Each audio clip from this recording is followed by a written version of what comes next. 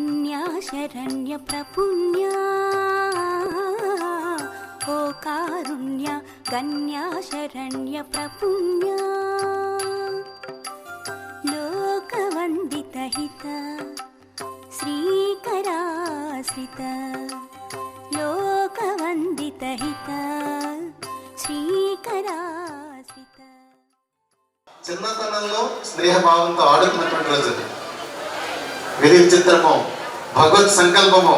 ఇద్దరు పెద్దవారైన తర్వాత రెండు పీఠాలతో హైందవ ధర్మాన్ని నడిపిస్తున్నటువంటి మహానుభావులుగా ఉన్నటువంటి ఇద్దరు కూడా ఒకే వేదిక పైన ప్రతి సంవత్సరం మహాశివరాత్రి పర్వదినాన మనకి అపురూపమైనటువంటి ఘట్టం ఆవిష్కృతం కావడం, మనందరం కూడా చూసి ధరించేటువంటి భాగ్యం దొరకడం పరమశివుడు మనకు అనుగ్రహిస్తున్నటువంటి ఒక విశేష కార్యక్రమంగా చెప్పుకోవాలి. మనం ముందుగా కార్యక్రమ ఆహ్వానం మేరకు ఇచ్చేసినటువంటి శ్రీ ఉమ్మరాలేశ గురువర్యులకు, శ్రీ బాలాత్రిపుర సుందరి పీఠం నిర్వాహకులు బ్రహ్మశ్రీ గరిమెళ్ళ వెంకటరమణ శాస్త్రి గారు దుశ్శాలువాతో ఘనంగా సత్కరిస్తూ ఆహ్వానం పలికిన తదుపరి మనందరి కడతాళ ధ్వనులే మంగళ వాయిద్యం.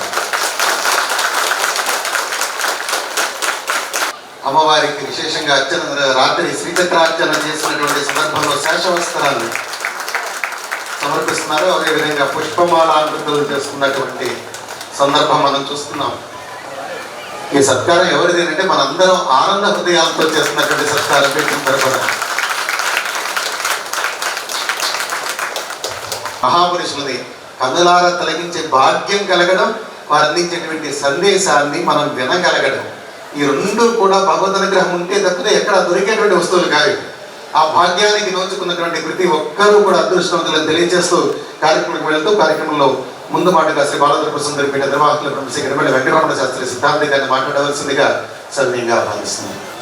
సభాయ నమః. ఆనందమైనటువంటి సమయం, పరమ పవిత్రమైనటువంటి మహాశివరాత్రి పర్వదినం. భగవంతుడి గురించి తెలుసుకుంటాం, భగవంతుడి గురించి వింటాం, భగవతత్వాన్ని అవగతం చేసుకుంటాం, అనంతమైనటువంటి ఆనందం పొందటం ఈ పర్వదినాల్లో భగవంతుడు మనకి ఇచ్చినటువంటి ఒక మంచి అవకాశం. భగవంతుడికి భక్తుడికి మధ్యలో ఒక వ్యక్తి భక్తుడిగా మారాలన్నా జ్ఞానిగా మారాలన్నా మధ్యలో విధిగా గురువు ఉండాలి. గురువు లేకుండా ఎవరు గొప్పవాడు కాలేదు ఇప్పటిదాకా. గురువు అనేటువంటి పదంలోనే గురి, దేనికైనా గురి చాలా ముఖ్యం. ఏకోన్ముఖమైనటువంటి దృష్టి కలిగించి మిగిలినటువంటి వాటిలన్నింటినీ పక్కన పెట్టి మనస్సుని బలోపేతం చేసేటువంటిది గురువు దగ్గర నేర్చుకునేటువంటి విద్య. ఒక తండ్రి పిల్లాడి పరిగెత్తుకొస్తే మెడ చుట్టూ చేతులేసి పట్టుకుంటుంది. పట్టుకుంటే తండ్రి ఆనందంగా ఈ 3 వేళ్లతోటి వెన్ను నిమురుతాడు. వెన్ను నిమిరి ఏం చెప్తాడంటే, నాయనా దేనికి నువ్వేం భయపడక్కర్లేదు, నేనున్నాను నీకు అని అతన్ని బలోపేతం చేస్తాడు. ఏ సమస్య నుంచినైనా తనకు తానుగా బయటపడగలిగిన వాడిగా చేస్తాడు. చాలామంది అంటారు వెన్ను నివిరి ప్రోత్సహించేరు నన్ను అని. వెన్ను నివర్తం అంటే ఏమిటంటే ఈ 3 వేళ్లతోటి అతనికి అద్భుతమైనటువంటి ధైర్యాన్ని ఇచ్చాడు. అలాంటి తండ్రి కూడా ఆధ్యాత్మికమైనటువంటి ధైర్యం, భౌతికమైన ధైర్యం ఎల్లకాలం ఉండదు. ఓపిక ఉంటే ఉంటుంది, ఓపిక లేకపోతే మెట్లు దిగేటప్పుడే పక్కవాడు సాయం అవసరం అవుతుంది. అప్పటిదాకా వేగంగా నడిచిన వాడు కూడా సాయం కోసం వెతుక్కుంటూ ఉంటాడు. ఇది భౌతికమైనటువంటి శక్తి తగ్గుతున్న కొద్దీ మనం ఎవరి మీద ఆధారపడతాం. అది ఎవరు ఓపికనున్నాళ్ళు నేను అలాగా నేను ఇలాగా ఇన్ని చెప్తారు. వృద్ధాప్యంలో కూడా ధైర్యంగా నిలబడగలగాలి అంటే మనిషి ఏ మార్గాన్ని అవసరించాలి. వృద్ధాప్యంలో అనేక అవమానాలు ఎదుర్కొంటాడు. వయసు పెరుగుతున్న కొద్దీ ఎన్నో ఇబ్బందులు చెప్పలేం. భౌతికంగా కావచ్చు, మానసికంగా కావచ్చు, అన్ని రకాలుగా. ఇవన్నీ సహజమే కదా అని ఉన్న ఆనందాన్ని వెతుక్కునేటువంటి పరిస్థితి ఎవరి వల్ల కలుగుతుంది అంటే మా గురువు గారు ఎప్పుడో చెప్పారు, ఎప్పుడో మేము విన్నాం, ఈ కొత్తగా ఏం జరగటం లేదు ఈవేళ. ఇదంతా శిష్యుడికి గురువు నుంచి సంక్రమించేది. అందుకే ప్రతి గురువు దైవాన్ని మంత్రాన్ని అటాచ్ చేస్తారు. ముందు మొట్టమొదట నువ్వు నన్ను నమ్ముకోమని చెప్పారు గురువు. దైవం వైపు అడుగులు వేయిస్తారు. ఆ దైవం నుంచి జ్ఞానం వైపు అడుగులు వేయిస్తారు. మూడో స్థాయిలో జ్ఞానం పెరిగిన తర్వాత వైరాగ్యం మీద అడుగులు వేయిస్తారు. నేను ఎప్పటి నుంచో అనుకుంటున్నానండి, ఈ పని అవ్వటం లేదండి అన్నారు అనుకోండి, నీకు అవసరం లేదని, అవసరమైన నుండి పరమాత్మ ఇచ్చుండేవాడు కదా. ఇక్కడ వైరాగ్యం ఉంటుంది. ఇలా అన్ని దుఃఖాల నుంచి భగవంతుని యొక్క ప్రతినిధిగా మన వెంటుండి ధైర్యమైనటువంటి అడుగులు వేయించేటువంటి వాడు సద్గురువులు. అలాంటి సద్గురువులు ఎప్పుడు కూడా ఏ శిష్యుడు ఇబ్బంది పడాలి అని కోరుకోరు. వాళ్ళ బాధను కూడా తన బాధగానే భావించి వాళ్ళకి ఏ రకమైనటువంటి ఉపకారం చేయగలం, ఈ ఇబ్బందుల నుంచి వాళ్ళు ఎలా బయటపడేయగలం, ఈ యొక్క మానసిక ఘర్షణ నుంచి ఎలా రిలీఫ్ ఇవ్వగలం అని గురువులు ఆలోచిస్తూ ఉంటారు. గురువు గారు అని పిలిపించుకుంటాం అంత ఈజీ కాదు.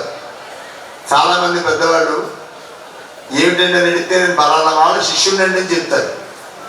గురువుని చెప్పుకునేటువంటి పరిస్థితి కలగాలి అంటే చాలా బాధ్యతలు ఉంటాయి. దుఃఖంలో కూడా ఆనందాన్ని వెతుక్కోగలిగినటువంటి మనస్థైర్యం ఉండాలి. బాధలో కూడా అప్పుడే గురువుకి చూసిన వాళ్ళకి గురువుగారి మధ్యలో ఏదో వీక్ అయిపోయారు, లేదా ఇంకోటి అయ్యారు, ఈ భయాలు లేకుండా ఎప్పుడు కూడా బస్సు ముందు కూర్చున్నటువంటి డ్రైవర్ కానీ సరిగ్గా లేడనుకోండి, ఆ బస్సులో మనం సరిగ్గా కూర్చోలేము, వీడు ఎటు పట్టుకుపోతాడో ఏమైపోతుందో అన్నది. అలాగే గురువు గారు కానీ ఎప్పుడన్నా ఇబ్బందిగా ఉన్నారు అనిపిస్తే అందరికంటే కథ చెందేది ఎవరంటే ముందు శిష్యులు కథ చెందుతారు, దీని పర్యవసానం ఎలా ఉంటుందో అని.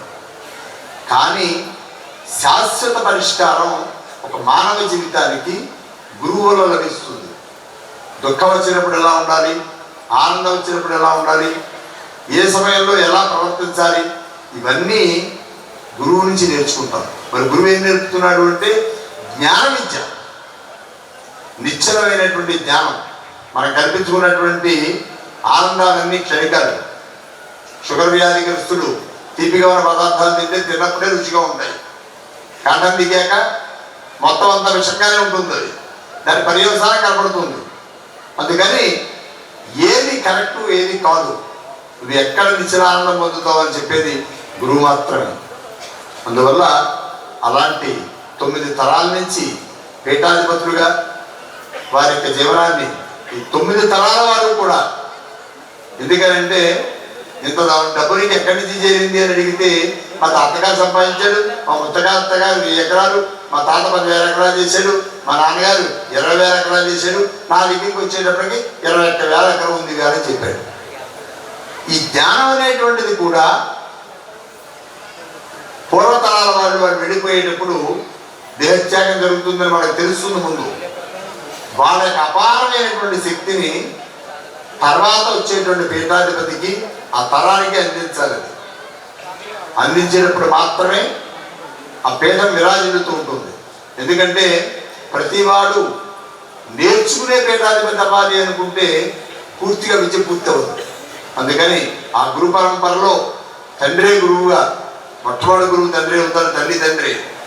అలాంటి క్రమశిక్షణ దగ్గర నుంచి, జ్ఞానం దగ్గర నుంచి పొంది ఈవేళ మన వరకు పట్టుకొచ్చినటువంటి ఇది 9వ తరానికి పీఠాధిపతి అయినటువంటి నాకు మిత్రులు సద్గురువులు ఉమరాలీషా గురువరేంటి. ఆయన ఇప్పటికీ కూడా తన సుఖం గురించి తను ఆలోచించలేదు ఏనాడు. నేను ఇంత ప్రయాణం చేయాలా, ఇంత చేయాలి, కష్టం అవుతుందేమో అని ఆలోచన కూడా లేదు. ఇప్పుడే వస్తుంటే మాట్లాడారు, రాజమండ్రిలో కూడా ఒక సభ ఉంటే అక్కడికి వెళ్ళి ఆధ్యాత్మికమైన ప్రసంగం చెప్పి అక్కడ వాళ్ళు చైతన్యవంతం చేసి మళ్ళీ వచ్చే ప్రతి సంవత్సరం శివరాత్రి ఇక్కడ రావటం పరిపాటి. ఆయన రావాలని మనస్ఫూర్తిగా కోరుకుంటాను, అమ్మవారు మనస్ఫూర్తిగానే కేకేస్తుంది. అందుకే విధిగా కలుస్తూ ఉంటాను ఇక్కడ. ఎందుకు అంటే మా ఆప్యాయత కూడా ఎక్కడైనా కలవచ్చు. ఇంతమంది ఆత్మస్వరూపులైనటువంటి మీ అందరికీ ఇలాంటి సద్గురువుల వల్ల సద్బోధ మంచి బోధ కనుక జరిగితే దుఃఖం అనేటువంటిది నీ వెంట రాదు, దుఃఖం నీకు కనిపించుకోదు. జ్ఞాని ఎప్పుడు కూడా ఇబ్బంది పడ్డావు, జ్ఞానికి కష్టం అనేటువంటిది లేదు. 11 రకాల కూరలు వేసుకుని హాయిగా భోజనం చేసిన ఎందులోన్నా ఉప్పు తక్కువ అయితే ఇవాళ అన్నం కనుగొద్దేలేదురా అన్నాడు అనుకోండి, వాడు దుఃఖం పొందించుకున్నట్టే. మిగిలిన 10 యొక్క పదార్థాలు వ్యర్థమైపోయాయి. ఆకలి తీరడానికి ఒక్కటి చాలు అనే ఆలోచన ఉన్నవాడు నిత్య సంతుష్టిగా బతుకుతాడు. ఇలా జ్ఞానబోధ వల్ల ఎంతోమంది తరతరాల పీఠాధిపతులు వారి అనుభవాన్ని, వారి తపస్సుని, వారి జ్ఞానాన్ని సమాజానికి పంచిపెడుతూ ఎప్పటితరం అప్పుడే వారి తరంలో ఉన్నవారు ఇప్పుడు లేరు, వారి తర్వాత తరంలో ఉన్నవాడు ఇప్పుడు లేరు. ఇప్పుడు మనం ఉన్నాం. అందుకని కాని శక్తి అక్కడి నుంచి ఉంది కూడా. ఇలాంటి మంచి మంచి విషయాలన్నీ సద్గురువు ప్రబోధించారు. కృతజ్ఞతలు బాలాంత కృష్ణుడి పీఠం నుంచి చెబుతూ వారు చెప్పినటువంటి విషయాన్ని ప్రతిదీ కూడా మననం చేసుకుని మీరందరూ ధ్యాన స్వరూపులుగా మారాలని కోరుకుంటూ సర్వజన సుఖిరభం. ఒక ఆప్యాయత పూర్వకమైనటువంటి వస్త్రాన్ని సమర్పించేటువంటి సన్నివేశాన్ని మనం చూస్తున్నాం. అదేవిధంగా నిలబెత్తు పుష్పమాలంకృతులు చేస్తూ అన్ని ఆనందమే. కళని ఆరాధించడం అంటే సరస్వతీదేవిని ఆరాధించుకోవడం. గురువు గారి చేతుల మీదుగా ఆ సరస్వతి ఆరాధన జరిగింది యాదృచ్ఛికంగా. తదుపరి కార్యక్రమంలో గురువు గారి సందేశాన్ని మనం వింటున్నాం. వారిని మాట్లాడవలసిందిగా ఆహ్వానిస్తూ శ్రీ శ్రీ బాల త్రిపుర సుందరి ఆధ్యాత్మిక సేవా కేంద్రం అధిపతి బ్రహ్మశ్రీ శ్రీ గౌరవనీయులు గరిమేళ్ళ వెంకటరమణ శాస్త్రి గారి ఆధ్వర్యంలో శశి గారి సభా నిర్వహణ కార్యక్రమంలో భాగంగా ఈ రోజున ఈ ఆధ్యాత్మిక సదస్సు అమ్మవారి ఆశీస్సులతో మనమంతా ఇక్కడ ఆశీనులై వారి యొక్క ఆశీస్సులు పొంది తరించే మహద్భాగ్యం మనకు ప్రసాదింపబడింది. ఆ సందర్భంగా ఈ సభకు విచ్చేసిన ప్రతి ఒక్కరికి పేరు పేరున నా యొక్క ప్రత్యేక శుభ ఆశీస్సులు తెలియజేస్తూ మన యొక్క దైనందిన జీవన విధానం ఆధ్యాత్మిక తత్వంతో అన్వయింప చేసుకొని మనం ప్రయాణం సాగించగలిగినట్లయితే మన మనుగడలో ఎన్నో లోటుపాట్లు, సమస్యలు, కష్టాలు, నష్టాలు, బాధలు, అసహనము, అశాంతి, ఒత్తిడి, ఆందోళన, ఉద్రేకాలు ఇవన్నీ కూడా మనం తొలగించుకునే అవకాశం ఆధ్యాత్మిక జీవన తత్వంతో తెలియబడతాయి. అంటే నేటి సమాజంలో ప్రతి ఒక్కరికి అనేక రూపాలుగా సంసారపరంగా, సామాజిక పరంగా, వృత్తిపరంగా ఎన్నో రకాలైనటువంటి ఒత్తిళ్లు ఏర్పడుతున్నాయి. అదేవిధంగా మన యొక్క వృత్తిరీత్యా ఎన్నో సమస్యలు ఏర్పడుతున్నాయి, ఎన్నో రకాలైనటువంటి వ్యతిరేకాలు ఏర్పడుతున్నాయి. అసహనము, అశాంతి, ఆందోళన ఇవన్నీ కూడా మన మనసుని అల్లకల్లోలం చేస్తూ ఉన్నాయి. ప్రతి ఒక్కరికి కుటుంబంలో, సమాజంలో ప్రతి ఒక్కరూ అనుభవిస్తున్నటువంటి పరిస్థితి. ఈ పరిస్థితిని అధిగమిస్తూ మనం ఒక చక్కని శాంతియుత వాతావరణాన్ని మన మనసులో సమకూర్చుకోవడానికి మనం ప్రయత్నం చేయాలి. ఆ ప్రయత్నంలో ఉన్నటువంటి అంశమే ఆధ్యాత్మిక తత్వము. అంటే మనలో ఉండేటువంటి ఒత్తిడి, ఉద్రేకం, అశాంతి, అలజడి, ఆందోళనని తొలగించి మనం దైవం వైపు అడుగులు వేసి మానసికంగా మనం ఆ యొక్క దైవం యొక్క శక్తి మనం పొందేటువంటి విధానం జ్ఞాన మార్గం ద్వారా మనకు ప్రసాదింపబడుతుంది. అందుచేత ఆ జ్ఞాన మార్గాన్ని ఆశ్రయించి ఆ జ్ఞానతత్వంతో మనం మమేకమై ప్రయాణం సాగించాలి అన్నట్లయితే మనకు ఒక దిక్సూచి కావాలి. అదే గురుతత్వము. ఆ గురువుని ఆశ్రయించి మనం ఆ యొక్క జ్ఞానతత్వాన్ని పొంది ఆస్వాదించగలిగినట్లయితే మనకు మానసిక ఆనందం ఏర్పడుతుంది, మనోశక్తి కలుగుతుంది, మనోసంకల్పం ఏర్పడుతుంది.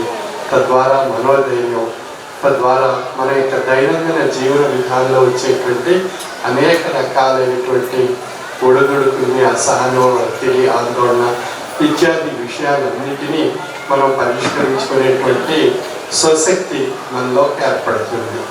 అంటే ఆ స్వశక్తి ఏర్పడడానికి కారణం మనకు దిక్సూచి గురుతత్వాన్ని ఆశ్రయించడం. ఆ గురుతత్వం మన దైవం వైపు నడిపిస్తుంది. ఆ దైవం యొక్క అద్భుతమైనటువంటి శక్తి ఎక్కడ ఉంది అనేటువంటి అన్వేషణ గురుతత్వం అనేటువంటి దిక్సూచిని ఆధారంగా తీసుకొని మనం ప్రయాణం సాగించినప్పుడు ఆ యొక్క దిక్సూచి మనకు తెలియజేస్తుంది. ఆ అన్వేషణలో మనలో ఉండేటువంటి జీవాత్మను ఆశ్రయించి ఉంది ఆ పరమాత్మ అనేటువంటి అద్భుతమైనటువంటి శక్తి. అంటే జీవాత్మలో పరమాత్మ నిండి ఉన్నాడు. ఈ జీవాత్మను సృష్టించింది ఎవరు అంటే పరమాత్మ. ఆ పరమాత్మ ఈ జీవాత్మలో అంతర్లీనంగా ఉండేటువంటి ఒక అద్భుతమైనటువంటి రసస్వరూపమైనటువంటి అభౌతికమైనటువంటి నిక్షిప్తమైనటువంటి శక్తి. ఆ శక్తి మనం వెలికి తీయాలి అంటే ఎవరి వల్ల సాధ్యం అన్నట్లయితే అది జీవాత్మ ద్వారా సాధ్యం కాబడుతుంది.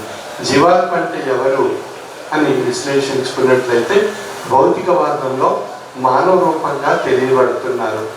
అంతర్లీనంగా విశ్లేషించుకున్నప్పుడు, ఆధ్యాత్మికంగా విశ్లేషించుకున్నప్పుడు శారీరక తత్వము, మానసిక తత్వము ఉన్నటువంటి స్థితి జీవము అని చెప్పబడుతుంది.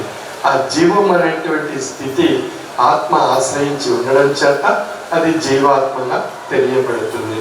కాబట్టి ఈ జీవాత్మ యొక్క సృష్టికర్త ఎవరు? పరమాత్మ అనేటువంటి శక్తి. తత్సృష్ట్వా తదేవాను ప్రావిస్తూ అని చెబుతుంది మన ఉపనిషత్ వాక్యము. కాబట్టి మనందరిలో ఉండేటువంటి శక్తి పరమాత్మ యొక్క శక్తి. అదే విషయం మన వేదవాంగ్మయంలో కూడా తత్వమసి అయమాత్మ ప్రజ్ఞానం బ్రహ్మ అహం బ్రహ్మస్మి, నేను బ్రహ్మ స్వరూపిగా అయితిని అని తెలియబడుతుంది. అంటే నేననేటువంటి విషయం ఎవరు అంటే మనలో ఉండేటువంటి పరమాత్మ యొక్క శక్తి నేననేటువంటి స్వరూపము. ఆ నేననేటువంటి ఆ పరమాత్మ యొక్క శక్తి భౌతికవాదంలో విశ్లేషించుకున్నట్లయితే అది ఓంకారంగా తెలియబడుతుంది. ఓంకారము అన్నప్పుడు అకారము, ఉకారము, మకారముల యొక్క కలయిక ఓంకారము. కాబట్టి ఈ ఓంకారం అనేటువంటి విషయం భౌతికవాదంలో మనకు ఓంకార స్వరూపమైనటువంటి శక్తిగా తెలియబడుతూ అది అంతర్లీనమైనటువంటి స్థితిలో అది పరమాత్మ యొక్క నేను అనేటువంటి స్వరూపంగా మన యొక్క ప్రజ్ఞానం బ్రహ్మ అనేటువంటి స్థితి చేత మనకు తెలియబడుతుంది. కాబట్టి మనలో ఉండేటువంటి నేను అనేటువంటి స్వరూపమే భగవత్ స్వరూపము. అది భౌతికవాదంలో ఓంకార స్వరూపంగా శారీరక, మానసిక, ఆత్మతత్వాల యొక్క కలయికగా ఉండేటువంటి మానవ రూపం భౌతిక దృష్టికి మనకు తెలియబడుతుంది. కాబట్టి మన అందరిలో ఉండేటువంటి ఆ ఓంకార రూపమైనటువంటి స్వరూపానికి కారణభూతమైనటువంటి శక్తి నేననేటువంటి పరమాత్మ యొక్క శక్తి.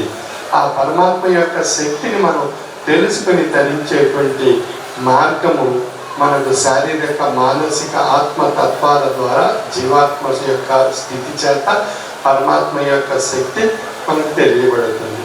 అంటే మనం పరమాత్మ యొక్క శక్తిని పొంది తరించేటువంటి మార్గాన్ని తెలియజేసేటువంటి వారు, జ్ఞానస్థితి ప్రసాదించేటువంటి వారు గురు. ఆ గురుతత్వాన్ని, ఆ బాటను ఆశ్రయించగలిగినప్పుడు మనలో జ్ఞాన చైతన్యం ఏర్పడుతుంది. ప్రజ్ఞానం బ్రహ్మగా పరిణామం చెంది అది నేననేటువంటి బ్రహ్మస్వరూపాన్ని తెలుసుకొని తరించడం ద్వారా మనందరిలో ఉండేటువంటి దైవత్వం మనకు తెలియబడుతుంది. ఏదైతే ఈ సృష్టి యావత్తు నిండి ఉన్నటువంటి ఆ భగవత్ స్వరూపం యొక్క శక్తి ఏదైతే ఉందో ఆ శక్తియే మనలో నిండి ఉన్నది. ఆ శక్తి ఆ భగవత్ స్వరూపం యొక్క శక్తి. అందుకే తత్సృష్ట్వా తదేవాను ప్రావిస్తూ అని చెప్పబడింది. కాబట్టి మనందరిలో ఉండేటువంటి దైవం ఒకటే, కానీ ఆ దైవాన్ని మనం దర్శించేటువంటి మార్గాలు వేరువేరుగా తెలియబడుతున్నాయి. వారి వారి మార్గాల్లో ఆ దైవాన్ని దర్శించి ఆ దైవ స్వరూపమైనటువంటి సంస్కరణలు ఆయా కాలాల్లో ఆయా అవతారులు, ప్రవక్తలు, ప్రభువులు, తత్వవేత్తలు, జ్ఞానులు, యోగులు మనకు ఆయా మార్గాలు తెలియజేశారు. ఆ తెలియజేసినటువంటి మార్గాల్ని గురు స్వరూపమైనటువంటి తాత్విక జీవన విధానాన్ని మనం దిక్సూచిగా ఆధారంగా తీసుకొని మన ప్రయాణం సాగించడం ద్వారా మనలో ఆ దైవత్వ సన్నిధికి చేరుకోవడానికి మంచి అవకాశం ఏర్పడింది. కాబట్టి ఆ దైవత్వాన్ని దర్శింపజేసేటువంటి సద్గురువర్యులు మనకు ప్రసాదించినటువంటి మార్గంలో మనం ప్రయాణం చేసినప్పుడు మన దైనందిన జీవన విధానంలో ఉండేటువంటి అనేక రకాలైనటువంటి తాపత్రయాలు, సమస్యలు, కష్టాలు, బాధలు, నష్టాలు, దుఃఖాల నుండి తొలగింపబడేటువంటి అవకాశం మన అనుభవంలో మనకు తెలియబడుతుంది. మరి ఆ విధమైనటువంటి స్థితి మనం పొందాలి అన్నట్టయితే మనకి ఒక అర్హత కావాలి. ప్రతి దానికి ఒక అర్హత ఉంటుంది. భక్తుడికి కొన్ని అర్హతలు ఉంటాయి, అప్పుడే భక్తుడని తెలియబడుతున్నాడు. కాబట్టి గురువు కొన్ని అర్హతలు ఉంటాయి, ఆ గురువు అనేటువంటి స్వరూపం తెలియబడుతుంది. కాబట్టి భక్తుడికి ఉండవలసినటువంటి అర్హతలు ఏమిటి అంటే పరిపూర్ణమైనటువంటి భక్తి ఆ గురువు యందు, ఆ భగవంతుని యందు, పరిపూర్ణమైనటువంటి విశ్వాసము, లక్ష్యము, జ్ఞానము చేత ఆ గురు స్వరూపాన్ని, ఆ భగవంతుడిని అర్థించినట్లయితే ఆ యొక్క భక్తి యొక్క స్థితి చేత ఆ యొక్క భక్తులకు ఆ చక్కని అవకాశం ఏర్పడుతుంది. అంచేత భక్తి తత్వం మనం అందరిలో ఏర్పరచుకోవాలి. ఈ పూర్వకాలం కన్నా ఈనాటి కాలంలో భక్తి తత్వం మన అందరిలో వృద్ధి చెందుతూ ఉంది. కారణం ఎందువల్ల ఏంటి అని విశ్లేషించుకుంటే మనందరికీ, ప్రతి ఒక్కరికి ఏదో రకమైనటువంటి ఒత్తిడి ఉంటుంది, కుటుంబ పరంగా, సమాజ పరంగా. అదేవిధంగా అనేక రకాలైన ఆర్థిక ఇబ్బందులు ఉన్నాయి, అనేక రకాలైనటువంటి అనారోగ్యాలు ఏర్పడుతుంటాయి, అనేక రకాలైనటువంటి సమస్యలు ఏర్పడుతుంటాయి. ఇవన్నీ పరిష్కారం చేసేటువంటి ఒక అద్భుతమైనటువంటి శక్తి ఎవరు అంటే భగవంతుడు. ఆ భగవంతుడిని మనం దర్శించి, అర్థించి, ఆశీస్సులు పొంది మన జీవన విధానంలో మన ప్రయత్నాలు మనం చేస్తున్నప్పుడు, ఆ ఫలితాలు మనకు లభించినప్పుడు, ఆ భక్తితో ఆ భగవంతుని యందు మనం నిమగ్నమై మనసుని అర్పించుకొని మనం ప్రయాణం సాగించడం ద్వారా ఎన్నో విషయాలు మనకు సఫలీకృతం కాబడుతున్నాయి, మన అనుభవంలో తెలియబడుతున్నాయి. అందువల్ల మనందరిలో కూడా ఈనాటి సమాజంలో ఏర్పడేటువంటి ఉద్రేకాలను నివారించుకోవడానికి, సహనంతో ఉండి మనం శాంతియుతమైనటువంటి చక్కని సుఖవంతమైనటువంటి జీవితం, మానసిక ఆనందం పొందడానికి మనకు భక్తి మార్గదర్శకమై ఉంది. అంచేత మనం మొట్టమొదటి మెట్టు భక్తి అనేటువంటి మెట్టుని మనం అధిరోహిస్తే మనకు విశ్వాసం అనేటువంటిది రెండో మెట్టుగా ఏర్పడుతుంది. ఆ విశ్వాసం అనేటువంటి మెట్టు నుండి లక్ష్యం అనేటువంటి అంటే గురి అనేటువంటి విషయం ఏర్పడుతుంది మూడవ మెట్టు. నాలుగో మెట్టు జ్ఞానం అనేటువంటి స్థాయికి మనం చేరుకుంటాం. జ్ఞానం చేత భగవంతుడిని అర్థిస్తాం. అంటే ఈ మూడు భక్తి, విశ్వాసము, లక్ష్యం అనేటువంటి స్థాయి మించి జ్ఞానం అనేటువంటి స్థాయికి వచ్చిన తర్వాత మనలో అనేక రకాలైనటువంటి భ్రాంతులు ఏర్పడుతుంటాయి. ఆ భ్రాంతులు ఏం చేస్తుంటాయి అంటే మన కిందకి లాగేయడానికి, అధోస్థితికి తీసుకువెళ్ళిపోవడానికి ప్రయత్నం చేస్తూ ఉంటాయి భ్రాంతులు. ఆ భ్రాంతులు ఎలా ఉంటాయి? అరిషడ్ వర్గాల రూపంలో ఉంటాయి. అంటే కామ, క్రోధ, మద, లోభ, మోహ, మాత్సర్యాల రూపంలో భ్రాంతులు మనకు ఆవహిస్తూ ఉంటాయి. దానివల్ల మనకి ఉద్రేకాలు ఏర్పడతాయి, కష్టాలు ఏర్పడతాయి, సమస్యలు ఏర్పడతాయి, అనారోగ్య విషయాలు ఏర్పడతాయి, ఎన్నో మన చుట్టూ ఏర్పడతాయి. కానీ భ్రాంతి మనం ఆవహించి వెందుకు తీసుకువెళ్ళిపోవడానికి ప్రయత్నం చేస్తుంటుంది. సాధకునికి కుండలి శక్తి కిందకి లాగేస్తూ ఉంటుంది. కాలం అనేటువంటి శక్తి మరిపింపజేస్తుంది భ్రాంతి రూపంలో. ఈ విధంగా అరిషడ్ వర్గాలు, కాలము, కుండలి శక్తి, ఇవన్నీ కూడా ఆ భ్రాంతులు మనకు ఆవహించి క్రిందకి లాగేసి మనకి అధోస్థితికి వెళ్ళిపోవడానికి ప్రయత్నం చేస్తూ ఉంటాయి. కాబట్టి ఆ భ్రాంతులను విడిచిపెట్టాలి. భ్రాంతులు విడిచిపెడితే పోయేటువంటివా కాదు, అది పుట్టుకతో ప్రారంభం అవుతాయి. తల్లి గర్భంలో ప్రారంభం కాబట్టి అవి బయటకు వచ్చిన తర్వాత వాటి యొక్క ప్రేరణ, ప్రభావం భౌతిక విధానంతో ఉత్పత్తి కాబట్టి అది అవస్థని బట్టి, బాల్య, యవ్వన, కౌమార్యం, వృద్ధాప్యం అనేటువంటి అవస్థని బట్టి వృద్ధి చెందుతూ ఆ భ్రాంతులు మన ఆవహిస్తూ ఉంటాయి. అంచేత మన చుట్టూ ఏమున్నాయి? భ్రాంతి యొక్క శక్తి ఆవహింపబడి ఉంది. అంటే భ్రాంతి యొక్క శక్తి మనకు ఎక్కువ స్థాయిలో మన మనస్సుని ఆక్యుపై చేసి ఉంది, అంటే ఆశ్రయించి ఉంది, ఎక్కువగా ఆవహించి ఉంది మనలో. అందువల్ల మనం ఆ భ్రాంతి శక్తిలోనే మనం ప్రయాణం సాధించగలుగుతాం తప్ప ఈశ్వర సన్నిభమైనటువంటి శక్తికి రాలేకపోతున్నాం. ఆ ఈశ్వర సన్నిభమైనటువంటి శక్తికి తీసుకురావడానికి భగవంతుడు కష్టాలు, బాధలు, నష్టాలు, దుఃఖాలు, సమస్యలు ఇత్యాది విషయాలు ఎన్నో మనకు కలిగిస్తాడు ఆ భగవంతుడు. ఆ కలిగించినప్పుడు ఏర్పడినటువంటి ఆ కష్టాల గురించి, బాధల గురించి ఉపశమనం పొందడానికి మనం స్వామీజీని, పీఠాధిపతుల్ని, గురువుల్ని, సద్గురువుల్ని ఆశ్రయించి వారి చేత ఆశీస్సులు పొంది ఆ కష్టం, ఆ బాధ, నష్టం, దుఃఖం తొలగిపోవాలి అనేటువంటి ఒక భక్తి, విశ్వాసం, లక్ష్యంతో ఆయన చెంతన చేరి ఆయన మార్గంలో జ్ఞానంతో అర్థించి ప్రయాణం సాగిస్తూ ఉంటాం. అంచేత భ్రాంతి తన ప్రాబల్యాన్ని కోల్పోతున్నందున మళ్ళీ ఆ భ్రాంతి ఏం చేస్తుంది? జ్ఞానిని అజ్ఞానంగా మార్చాలని చూస్తూ ఉంటుంది. అక్కడ అహంకారాన్ని ప్రవేశపెడుతుంది. ఐషడ్ వర్గాల్లో ఒకటైనటువంటిది అహంకారం ప్రవేశపెడుతుంది భ్రాంతి. ఆ అహంకారం చేత ఆ జ్ఞాని అజ్ఞానిగా పరిణామం చెందేటువంటి అవకాశం ఏర్పడుతుంది. అంటే ఆ స్థితికి పోయేటువంటి, అంటే చిట్ట చివరి వరకు భ్రాంతి ఆ భగవంతుని సన్నిధానం వరకు చేరకుండా ప్రయత్నం చేస్తూ ఉంటుంది. కాబట్టి భ్రాంతి వదిలిన తత్వం ఎవ్వానికి తెలియదు, తత్వం అన్నా తానే కదా. అంటే భ్రాంతి వదిలితే కానీ తత్వం తెలియదు, తత్వం అంటే తానే కదా అని చెప్తున్నారు తత్వవేత్త. అంటే మనం భ్రాంతి వదిలించుకుంటామా? వదిలించుకోలేము. తత్వం తెలుసుకోగలుగుతామా? తెలుసుకోవడం కష్టంగా మారిపోతుంది. అంటే తత్వం అంటే తానే కదా. తత్వం, ఆ భ్రాంతిని వదిలితే తత్వం తెలుస్తుంది. తత్వం తెలిస్తే తానే నేను అనేటువంటి విషయం తాను తెలుసుకోగలుగుతాడు. ఆ నేను అనేటువంటి పరమాత్మే తనలో నిండి ఉన్నాడు. అంచేత ఆయన్ని తెలుసుకోవడానికి భ్రాంతి విడిచిపెట్టాలి. మన భ్రాంతులు విడిచిపెట్టలేము, ఆ బంధాల నుండి మనం రాలేము. కాబట్టి మనం ఒక భ్రాంతిని స్థాయిపరుచుకునేటువంటి విధానం గురుతత్వం ద్వారా మనం తెలుసుకొని మనం ప్రయాణం సాగిస్తే మనకు ఆ గురుతత్వం మనకు ఒక దిక్సూచిగా, అంటే మన జీవిత నౌక ఈ జీవిత సాగరంలో పరమాత్మ అనేటువంటి ఒడ్డుకు చేరడానికి ఒక దిక్సూచి గురుతత్వము. కాబట్టి ఆ గురుతత్వాన్ని ఆశ్రయించి మనం ప్రయాణం సాగించడం ద్వారా మనం ఆ ఒడ్డుకు పరమాత్మ అనేటువంటి ఒడ్డుకు, అంటే మనలో ఉండేటువంటి పరమాత్మ అనేటువంటి స్వరూపానికి చేరుకోవడానికి ఈ జీవాత్మకు గురుతత్వం అనేటువంటి దిక్సూచి ఒక చక్కని ఆధారభూతమైనటువంటి శక్తిగా తెలియబడుతుంది. కాబట్టి మనకు ఆ గురుతత్వం అనేటువంటి దిక్సూచిని ఆధారంగా తీసుకొని మనం ప్రయాణం సాగిస్తే మనలో ఉండేటువంటి దైవత్వాన్ని తెలియజేస్తాము. కాబట్టి మనలో ఉండేటువంటి దైవత్వానికి మనం భౌతికవాదంలో అనేక రకాలుగా అనేక మార్గాలను ఏర్పరచుకొని అనేక పూజా విధానాల్లో మనం ప్రయాణం సాగిస్తూ మన భగవంతుని యొక్క అన్వేషణలో మనం పొందికరించేటువంటి మహద్భాగ్యం మానవాళికి ఆ భగవంతుడు ప్రసాదించాడు.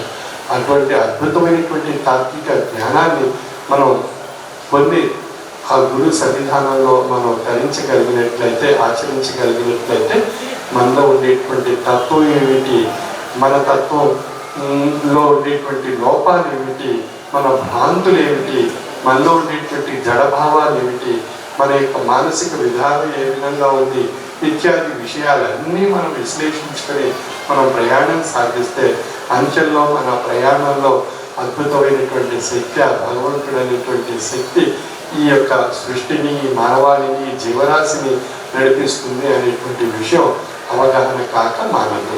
కాబట్టి అటువంటి సద్గురువుల్ని మనం ఆశ్రయించి ప్రయాణం సాగిస్తే మనకే అందులో ఉండేటువంటి అనేక విషయాలు తెలియబడతాయి. కాబట్టి గురుతత్వంని నిత్యం మనం ఆశ్రయిస్తూ మన జీవన తత్వంతో అన్వయింప చేసుకుని ప్రయాణం సాగిస్తే మన జీవిత విధానంలో ఎన్నో మార్పులు ఏర్పడతాయి.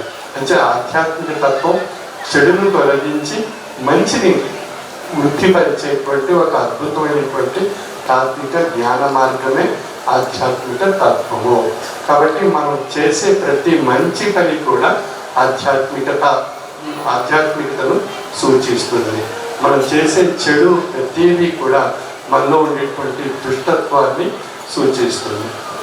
కాబట్టి మనం దుష్టత్వాన్ని విడిచి మంచి వైపు ప్రయాణం సాగించాలి అన్నట్లయితే మనం దిక్సూచిని ఆధారంగా తీసుకుని ఆ యొక్క ఆధ్యాత్మిక తాత్విక ప్రయాణం సాగించగలిగినట్లయితే మన జీవన తత్వంలో ఎన్నో విజయాలు మనం సాధించవచ్చు. సాధారణంగా ప్రతి ఒక్కరికి అపజయాల శాతం ఎక్కువ ఉంటుంది, విజయాల శాతం తక్కువ ఉంటుంది. కాబట్టి కష్టాల శాతం మనందరికీ ఎక్కువ ఉంటుంది, సుఖం యొక్క స్థాయి తక్కువ ఉంటుంది. కాబట్టి మనం అపజయాలను తొలగించుకొని మనం విజయం వైపు మనం ప్రయాణం సాగించాలి అన్నట్లయితే మనం ఆ యొక్క గురుతత్వం యొక్క తాత్విక జ్ఞాన మార్గంలో ప్రయాణం సాగించగలిగినప్పుడు అపజయం వచ్చినప్పుడు మనసు బలహీన పడిపోతుంది, భ్రాంతులకు లొంగిపోతుంది. అప్పుడు మనసు మనం ఏదైతే చెప్తుందో బలహీనపడినటువంటి మనసు ఆయా విషయాన్నే ఈ శరీరం కార్యరూపం దాల్స్తుంది. అంచేత శరీరం కార్యరూపం దాల్చి బలహీనపడిపోతుంది, మనస్సు బలహీనపడిపోవడం చేత మనం అపజయం వైపే మనం ప్రయాణం సాగిస్తాం తప్ప విజయం వైపు మనం వెళ్ళలేకపోతున్నాం. కానీ మనం విజయం వైపు మనం ప్రయాణం సాగించాలంటే ఒక అద్భుతమైనటువంటి శక్తి మన మనసుని శాసించాలి, మన మనసుని ఒక బలీయమైనటువంటి శక్తిగా మార్చాలి, మనోధైర్యాన్ని కల్పించాలి, మనోసంకల్పం ఏర్పరచుకోవాలి. ఈ మనోస్థితి మనం ఏర్పరచుకోవడం చేత, మనోశక్తి ఏర్పరచుకోవడం చేత మనం ఆ యొక్క అపజయాన్ని అధిగమించి విజయం వైపు మనం ప్రయాణం సాగించే అవకాశం కలుగుతుంది. కాబట్టి అటువంటి అపజయాలను తొలగించుకొని విజయం వైపు సాధించగలిగేటువంటి శక్తి మనం ఆ సద్గురు యొక్క భగవంతుని ఉన్నటువంటి భక్తి, విశ్వాసము, లక్ష్యము, జ్ఞానము చేత తెలియబడుతుంది. భక్తికి ఉదాహరణ భక్త రామదాసు వారు. అంటే శ్రీరామచంద్రుని వారి యొక్క అద్భుతమైనటువంటి శక్తిని పొంది తరింప చేసుకోవడానికి ఆయన సామాజికంగా, సాంఘికంగా, సంసారపరంగా ఎన్నో రకాలైనటువంటి పరీక్షలు అంటే అవరోధాన్ని, ఆటంకాన్ని, అగాధాన్ని అన్నిటినీ అధిగమించి తన భక్తిని నిరూపణ చేసుకుని భక్తిలోనే భగవతత్వాన్ని పొంది దర్శింప చేసుకున్నారు. అటువంటి భక్తి మనం సాధించాలి. అప్పుడే మనకు పరిపూర్ణమైనటువంటి మానసిక శాంతి, మనోసంకల్పం, మనోధైర్యం, మనోస్థితి మనలో ఏర్పడుతుంది. అప్పుడు ఆ భక్తి రూపంలో ఆ భగవంతుని దర్శించేటువంటి ఒక అద్భుతమైనటువంటి అవకాశం కలుగుతుంది. అటువంటి భక్తిని మనం తల్లిదండ్రులుగా మనం ఆచరిస్తూ మన సంతతి, మన పిల్లలకు కూడా ఆ భక్తిపూర్వకమైనటువంటి అంశాలు ఆచరించేటువంటి దిశగా బాల్య దశ నుండే మనం వారికి అలవాటు చేయాలి. మనం గుడికి వెళ్ళినప్పుడు కానీ, లేదా మనం ఒక సద్గురు యొక్క సన్నిధానానికి వెళ్ళినప్పుడు కానీ, ఎక్కడ ఏ పవిత్రమైనటువంటి ప్రదేశానికి వెళ్ళినప్పుడు మనతో పాటు మన పిల్లల్ని కూడా మనం తీసుకువెళ్ళగలిగినట్లయితే వారిలో బాల్య దశ నుండే ఒక ఆధ్యాత్మిక స్థితి, ఒక భక్తి మార్గం, ఆ పుష్పాలు వికసింపబడతాయి. ఆ యొక్క బాల్య దశ నుండి అవి పరిమళాలు వెదజల్లుతూ ఒక చక్కని ఆధ్యాత్మిక సువాసన వారిలో ఏర్పడుతుంది. అప్పుడు వారి యొక్క జీవిత సౌధాన్ని అందంగా వారు తీర్చిదిద్దుకోగలుగుతారు. అప్పుడు మనకి, మన పిల్లలకి, మన సంతతికి కూడా ఒక చక్కని ఆనందకరమైనటువంటి ఆధ్యాత్మిక ఆనందం మన మధ్య ఏర్పడుతుంది. అప్పుడు అనేక సమస్యలు పరిష్కారం కాబడతాయి. ఈ మధ్యకాలంలో చూస్తున్నాం, పిల్లలు యుక్త వయసు రాగానే అనేక రకాలైనటువంటి ఉద్రేకాలకు, అనేక రకాలైనటువంటి మత్తు మందులకు, అనేక రకాలైనటువంటి చెడు అలవాట్లకు అలవాటు పడి ఎన్నో రకాలైనటువంటి సమస్యలు ఆ సంసారంలో, సమాజంలో సృష్టింపబడుతున్నాయి. కారణం యుక్త వయసు వచ్చేసరికి ఆ యొక్క అవస్థలో కలిగినటువంటి లక్షణాలకి, ఆ భ్రాంతులకి, ఆ భ్రమలకి లోబడిపోయి ఆ యుక్త వయసు ఎంతో తీవ్రమైనటువంటి నష్టాన్ని కలిగిస్తుంది ఆ సంసారంలో, ఆ సమాజంలో. కనుక మనం బాల్య దశ నుండే మన పిల్లలకు, మన పూజా గదిలో ఉన్నప్పుడు మన పిల్లలకు, మనతో పాటు మనం పూజ చేసుకుంటున్నప్పుడు మన పిల్లలకు కూడా ఆ పూజా గదిలో వారిని కూడా కూర్చోబెట్టి పూజా కార్యక్రమంలో పాల్గొనేటట్లు చేసినట్లయితే పిల్లల్లో క్రమేపీ ఆ భక్తి ప్రపత్తులు పెరుగుతాయి. ఆ భక్తి ప్రపత్తుల ద్వారా ఆధ్యాత్మికత వారిలో ఏర్పడుతుంది. ఆ విధంగా ఆ కుటుంబంలో ఒక చక్కని ఆహ్లాదకరమైనటువంటి వాతావరణం ఏర్పడుతుంది. మరి అటువంటి భక్తి ప్రపత్తులు ఉత్పత్తి చేసుకోవాలి అన్నట్లయితే తల్లిదండ్రులుగా మన బాధ్యత మనం నిర్వర్తించగలిగినట్లయితే మన కుటుంబం ఆరోగ్యంగా, సంతోషంగా, ఆధ్యాత్మిక స్థితి పొంది ధరించేటువంటి అవకాశం కలుగుతుంది. కాబట్టి బాల్యదశ ఎంతో ఒక మహోన్నతమైనటువంటిది. మళ్ళీ ఆ బాల్యదశ ఎప్పుడు ఏర్పడుతుంది? వృద్ధాప్యం వచ్చిన తర్వాత మళ్ళీ ఆ బాల్యదశలో ఉండేటువంటి అవస్థలుగా కలిగినటువంటి లక్షణాలన్నీ కూడా మళ్ళీ వృద్ధాప్య దశలో మనకి ఏర్పడతాయి. కాబట్టి తిరిగి బాల్య దశ నుండి వృద్ధాప్య దశకి మనం రాగలుగుతున్నాం. ఈ చక్రంలో మనం ప్రయాణం చేస్తున్నప్పుడు మన జీవిత చక్రం ఒక అందంగా, ఆహ్లాదంగా, సంతోషంగా ఆ చక్రం తిరగాలి అన్నట్లయితే మనం ఒక ఆధ్యాత్మిక బాటను ఆ గురుతత్వాన్ని ఆశ్రయించి ఏర్పరచుకున్నట్లయితే ఇవన్నీ లక్ష్యం కాబడతాయి. కాబట్టి మనం ఏ దేవాలయానికి ఎక్కడికి వెళ్ళినప్పటికీ కూడా మన వెంట మన పిల్లల్ని తీసుకువెళ్ళడానికి మనం ప్రయత్నం చేయాలి. తల్లిదండ్రులుగా చేసినట్లయితే ఎంతో సత్ఫలితాలు మన కుటుంబంలో ఏర్పడతాయి. అంచేత ఈనాటి కాలంలో ఉద్రేకాలు, సామాజికమైనటువంటి రుగ్మతలు ఎన్నో ఏర్పడుతున్నాయి. వాటిని పరిష్కరింపబడాలి అన్నట్లయితే మనందరిలో కూడా భక్తి తత్వాన్ని ఏర్పరచుకోవాలి. ఆ భక్తి తత్వం ద్వారా ఎన్నో సమస్యల్ని కుటుంబ పరంగా, సామాజిక పరంగా ఎన్నో రుగ్మతల్ని తొలగించుకోవచ్చు, ఎన్నో సమస్యల్ని పరిష్కరించుకోవచ్చు. ఆ విధంగా మనకి అటువంటి భక్తి తత్వాన్ని కలిగించడానికి బ్రహ్మశ్రీ గరిమెళ్ళ వెంకటరమణ శాస్త్రి గారు ఎన్నో దేవాలయాలు, 300కు పైగా దేవాలయాలు అనేక చోట్ల మన దక్షిణ భారతదేశంలో, ఉత్తర భారతదేశంలో, నైనసారణ్యంలో అనేక చోట్ల ఆలయాలు నిర్మించి మనందరిలో కూడా భగవంతుని యొక్క భక్తి తత్వాల్లో ప్రయాణం సాగించేటువంటి అద్భుతమైనటువంటి ఒక జ్ఞాన శక్తిని మనకు ప్రసాదింపజేస్తున్నాడు. ఆ భగవంతుడు, ఆ అమ్మవారు వారికి ఆ యొక్క ప్రసాదాన్ని వారిలో ప్రవేశపెట్టి ప్రసరింపజేసి మనకు ఆ చక్కని అవకాశం మనకు కల్పిస్తున్నారు. మరి అటువంటప్పుడు మనందరం కూడా ఆ బాటలో మనం ప్రయాణం చేస్తే మనం కూడా అటువంటి సత్ఫలితాలు పొందేటువంటి అవకాశం కలుగుతుంది. నేను చిన్నప్పుడు బాల్యంలో తరచు మన వీరంపాలెం గ్రామం వచ్చేవాళ్ళు. అప్పుడు చాలా ఈ గ్రామం అంతా కూడా పల్లెటూరుగా వాతావరణంతో ఉండేది. అటువంటి ఆ పల్లెటూరు వాతావరణం కలిగినటువంటి ఈ వీరంపాలెం ఈరోజు ఒక పెద్ద ఆధ్యాత్మిక కేంద్రం కింద విరాజిల్లుతుంది అంటే ఆ అమ్మవారి యొక్క కృప గరిమెళ్ళ వెంకటరమణ శాస్త్రి వారిపై ప్రసరింపబడి చేత ఈ అద్భుతమైనటువంటి ఆలయం ఇక్కడ ఏర్పడింది. మరి ఇది ఈ ప్రదేశం అంతా చిన్నప్పుడు బాల్యంలో నేను గరిమెళ్ళ వెంకటరమణ శాస్త్రి గారు బాల్యంలో ఆడుకున్నటువంటి ప్రదేశాలు ఇవన్నీ కూడా.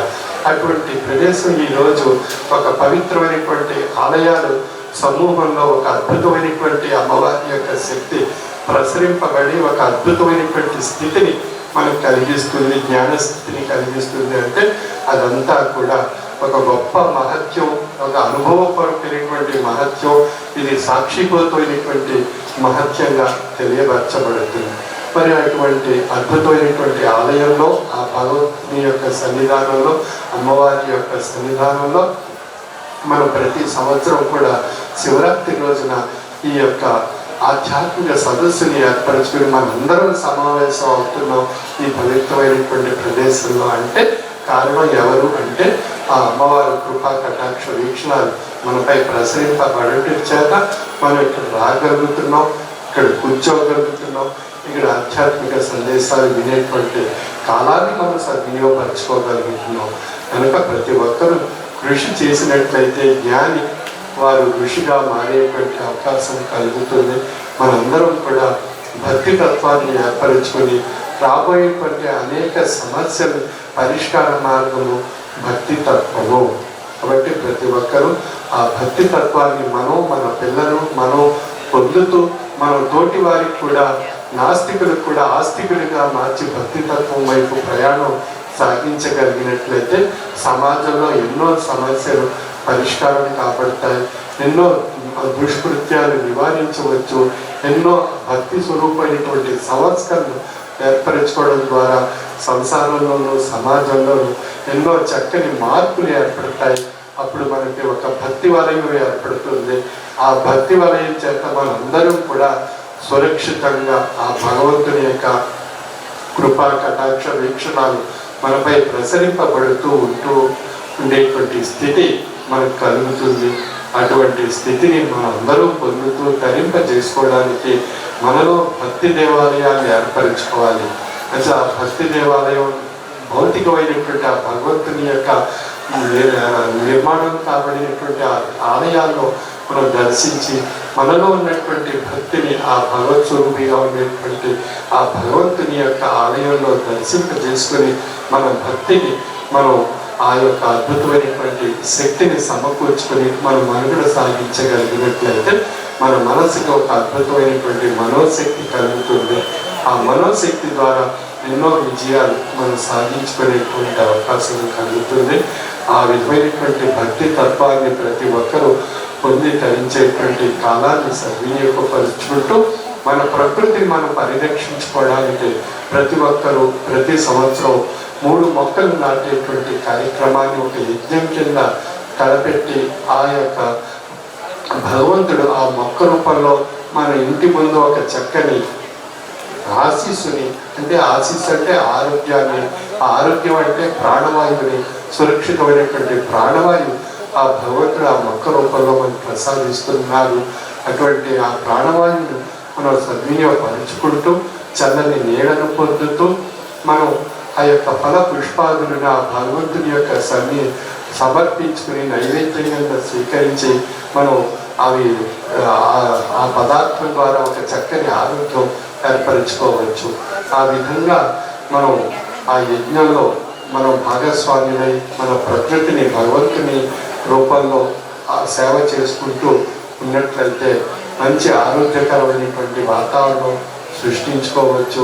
మన వంతు బాధ్యత మనం నిర్వర్తిస్తూ భగవత్ సేవను మనం పొందుతూ ఆధ్యాత్మిక విధానంలో ప్రయాణం సాగిస్తూ భక్తి తత్వాన్ని మనం అందరూ వృద్ధిపరుచుకుంటూ మనం ఆ యొక్క గురుతత్వం యొక్క నీడలో మనం ప్రయాణం సాగిస్తూ భగవత్ కృపకు పాత్రులు కావాల్సిందిగా నా యొక్క మనవి. సర్వే జనా సుఖినో భవంతు. మాటల ప్రతి ఒక్క మాట ఆణిముచ్చగా మనందరం కూడా ఆచరణీయంగా నడవలసినటువంటి విధానాన్ని తెలియపరిచినటువంటి గురువర్యులకి శిరస్సు వచ్చి నమస్కరిస్తాం.